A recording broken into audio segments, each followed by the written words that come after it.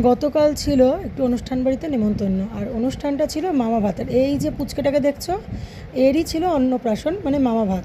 এ হচ্ছে গঙ্গা জেঠির নাতির ঘরে পুতি, আর এই যে আমাদের গঙ্গা জেঠি বসা, এখানে গঙ্গাদি বসা, মা বসা, মেয়ে গেছিলো আর আমি গেছিলাম, আর এখানে বৃষ্টি দাঁড়ানো ছিল। তা প্রথমেই চলে আসি খাওয়ার পাতে। মানে যেহেতু খাওয়ার নেমন্তন্ন, তাই জন্য আগে খাবারগুলোই দেখাই।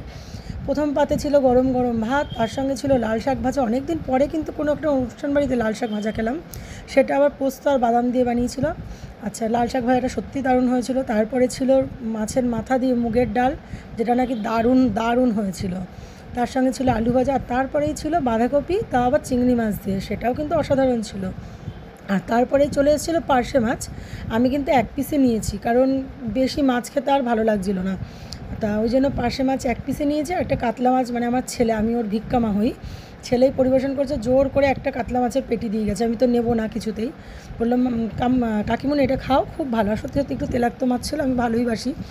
ওটা খাওয়ার পরে চাটনি চলে এসছে, পাঁপড় চলে আসছে। আর এই যে হচ্ছে জামাইও জোর করে দেখো আমাকে পায়েস দিল।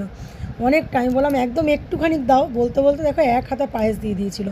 পায়েসটা একটু মিষ্টিটা কম ছিল বলে বেশ খেতে ভালো লাগছিলো। তারপর ছিল রসগোল্লা, পাঁচ ব্যাস।